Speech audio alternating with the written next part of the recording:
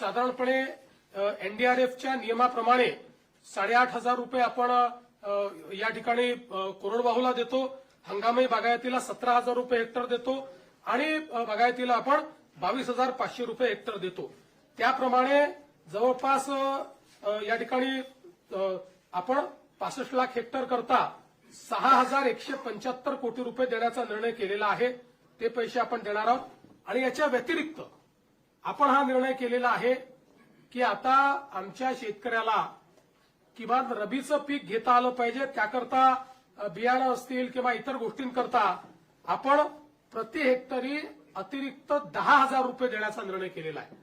त्यामुळे याकरता देखील 6,500 कोटी रुपये आपल्याला लागणार आहेत. म्हणजे आता जर आपण विचार केला तर जो कोरडवाहूचा आमचा शेतकरी आहे यांना हेक्टरी 18,500 रुपये मिळतील.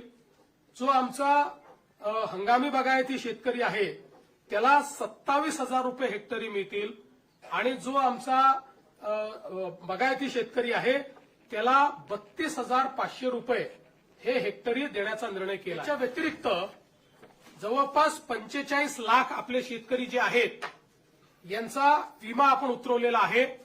विमा उतरवलेल्या शेतकऱ्यांना याच्या व्यतिरिक्त आता त्याचं कॅल्क्युलेशन चाललेलं आहे, पण याच्या व्यतिरिक्त अगदी कन्झर्वेटिव्ह साईडला जरी आपण पकडलं तरी ज्यांचं पूर्ण नुकसान झालेलं आहे अशा शेतकऱ्यांना साधारणपणे 17,000 रुपये हेक्टरी विम्याचे पैसे मिळतील.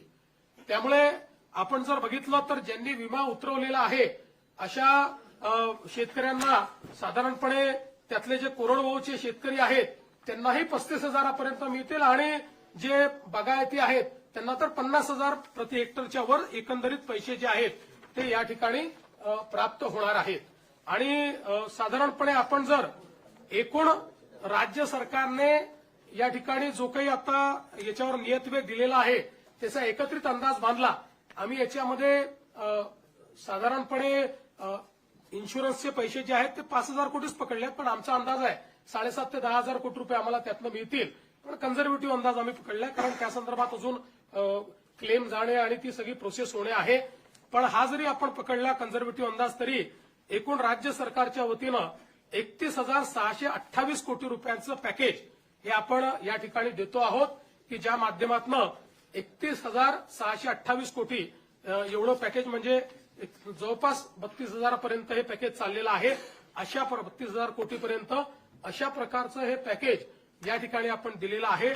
आणि आपला प्रयत्न आहे की यातला जेवढा जास्तीत जास्त पैसा हा आपल्याला या ठिकाणी दिवाळीच्या आधी देता येईल. किमान